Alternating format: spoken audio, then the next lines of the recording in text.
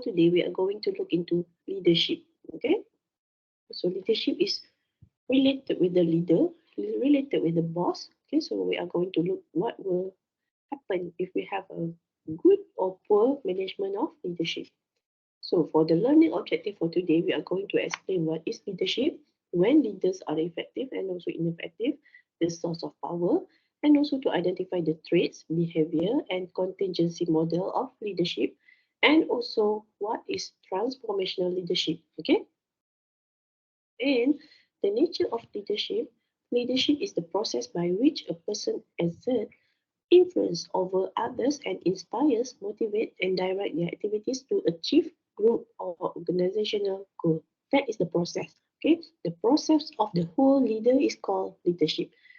However, leader is an individual who is able to exert influence over other people to have achieve the group or organizational goals. Okay, so we need to say the whole process is called leadership, and the person who become the leader, the boss, is called leader.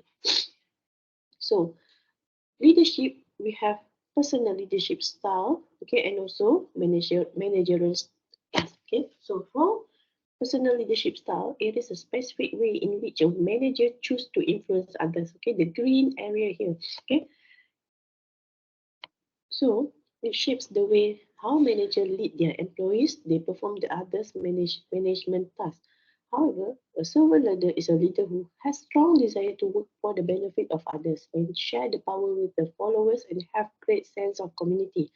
This is the yellow one. We need to see the yellow one will represent the whole community. Okay, so this is what we want as a servant leader. Meaning to say they are becoming the representative to voice out what is the community want to say. Okay. Okay. Leadership style across culture. So European manager tend to be more people oriented than American or Japanese manager. Japanese manager are group oriented. Group oriented. They work in group. While US manager focus more on profit. So this is the things here. Okay. So we have Asian, we have European. Okay. Time horizons also affected by the culture. Long-term growth orientation is like Japanese, and short-term growth orientation is like US. It affects the way managers set the goals and inspire people to achieve it. Okay, what is the sources of managerial power? Okay, power that is based on special knowledge, skill, and expertise that is leader possess. Okay, so this graphic shows several types of power. Okay, legitimate, reward, coercive, expert, everything here. Okay, power is here. When you become the leader, you have the power. Power of what? To decide on decision making. Okay, to persuade people. So negotiate with other people, suppliers. So this is power. Okay, power here is example here. Expert. Okay, it is a power of expert knowledge. The meaning to say you own a clinic. Okay, so a clinic should be owned by a doctor. So that is based on the expert. We need to say based on the knowledge, skill. Reward is the based on the ability to control the allocation of reward valued by others. So this is reward. Coercive here is the ability to apply punishment to influence others. So this is the thing here, like mahkamah, hakim, everything. Okay, so this is the power. Legitimate is based on the formal authority. Okay, so formal authority here like police. So police can sue you, summon you. So this is legitimate. And reference is a power that comes from respect, admiration, and loyalty of subordinate. So this is reference. Contohnya, dia anak seseorang that have the power in the company or decision making in the company. So this is based on the reference. Okay, empowerment is the process of giving employees at all levels the authority to make decisions to be responsible for their outcome, improve quality and cut costs. Okay, so employees are given the power to make some decision. Example, check one's own work, schedule work activities, and etc. Meaning to say, I'm the boss.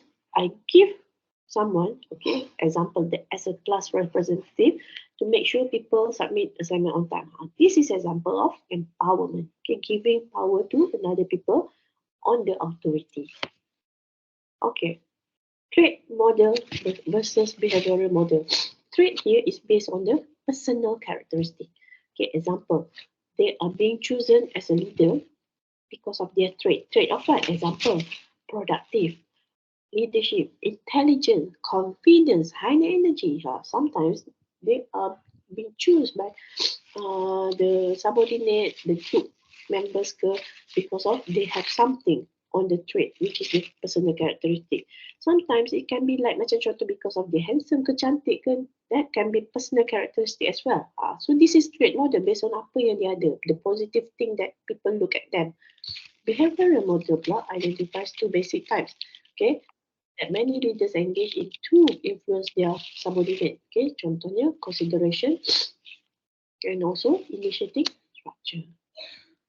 Okay, trait and personal characteristic related to effective leadership. Contohnya intelligence. Of course, kena ada good intelligence, kena pandai.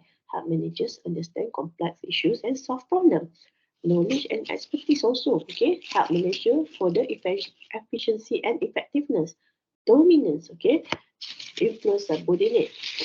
Self-confidence, because of nak jadi leader kena ada self-confidence to talk with other people, to negotiate with other people. High energy, help managers deal with the many demands they face. Tolerance for stress. Kalau manager stress, marah-marah tak boleh lah. So they can tolerate for stress. Okay, they can control their EQ, the emotional quotient. Okay, so this is help managers deal with the uncertainty. Integrity and honesty. Integrity, tak boleh ambil rasuah. A good, positive behavior. And also maturity that help managers to avoid acting selfish, control their feeling and admit when they make mistake. Okay. Consideration. So this is the things here. Okay, contohnya behavior indicating that a manager trusts, respect and cares about subordinate. Concern about employees, satisfaction and happiness. Initiating structure is like behavior that managers engage in to ensure that work gets done. Okay, contohnya assigning tasks, encourage to adhere with rules and also decide how work should be done. Okay, so meaning to say to perform their job acceptably. Okay, contingency model. Okay, contingency model, nama pun contingency, dia adalah contingency. Whether or not a manager is an effective leader is the result of the interplay between what the manager is like, what he does, and the situation or context in which leadership takes place. Contohnya, we have Fiedler's model. Effective leadership is contingent on depend on both of the leader and the situation. Okay, so two leadership styles here, which is the relationship-oriented leader or task-oriented leader. So relationship-oriented leader, okay, is concerned with developing good relation with their subordinate and being liked by them. Okay, nama pun relationship. So contingency model nak portray a good relationship. Kalau task-oriented style is leaders whose primary concern is to ensure that subordinate perform at high level and focus on task accomplishment. So this is contingency model, okay? Contohnya, ada task something kena fulfillkan je, kena finish up the task. Okay, Fiedler believe that leadership style cannot be changed. Thus, effective leadership is contingent on matching leader style to the right setting or situation. Okay, contohnya leader-member relation to the extent to which followers like, trust and are loyal to their leaders. Leader member. Task structure is to the extent to which the work to be performed is clear-cut so that the leader subordinate know what needs to be accomplished and how to accomplish it. Kalau position power pula, is the amount of legitimate reward and coercive power that a leader has by virtue of his or her position in an organization. Okay, house path goal theory. Okay, so this is based on the leadership by Robert House. Okay, House proposed that effective leaders can motivate subordinates to achieve goals by clearly identify their outcome. Okay, number one. Number two, to be by reward subordinate and also to clarify the path leading to attainment of the work goal.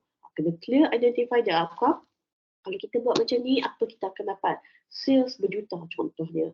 Reward subordinate. Yang mana bagus, kita reward them by bagi bonus ke. and clarifying the path. Okay, macam mana nak dapat ni? Macam mana nak buat ni? Cara dia macam mana?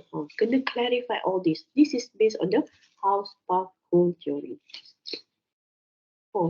So on this theory, there are 4 leadership behavior that motivate on employees by directive behavior and also supportive. Kalau directive is like dia dah ada semua, setting goals, assign task, showing subordinate, show macam mana nak buat semua to improve performance. Kalau supportive behavior is like expressing concern for subordinate and looking out their best interest. Supportive, kita support them, bagi motivation. Okay. Participative behavior is to give subordinate a say in matter a decision that affect them. And kalau achievement-oriented behavior is setting challenging goals, expecting that they be met and believing in subordinates' capabilities. Okay, the leadership substitutes here is members of an organization can sometimes perform well without manager exerting influence over them. There are some situations that leadership is unnecessary. Contohnya, in what condition that leadership is unnecessary? What will be the characteristic of employee and also characteristic of context? Okay, so possible substitute can be found in like characteristic of the subordinate, the skills, experience, motivation, characteristic of context, the extent to which work is interesting and fun, self-managed work team. Then sometimes kita tak ada, manager tak ada. So what will be the position possible for leader substitute model? Okay.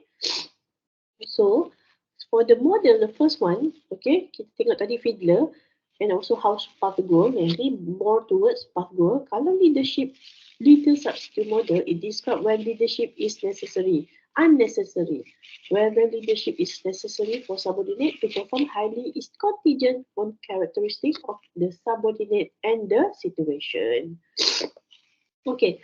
Transformational leadership. Okay, so before I go into transformational leadership, kita ada transnational leadership. Okay, transnational leadership is the basic ordinary style of leadership, which is the POLC. Kita dah pernah belajar kan? What is P, what is O, L, and C? Planning, organizing, leading, and controlling.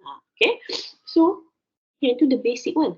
Transformational leadership is the leadership style in which leaders encourage, inspire, and motivate employees to innovate and create changes. Okay, how? Make subordinate aware, okay, and how necessary is it for them to perform that can attain its goal. Make subordinate aware of their own needs for personal growth, okay, and also to motivate workers untuk buat kerja lebih bagus. This is transformational leadership. Dia bagi motivate. Dia nampak buat perubahan, okay? The style of leadership. Contohnya Steve Jobs, okay?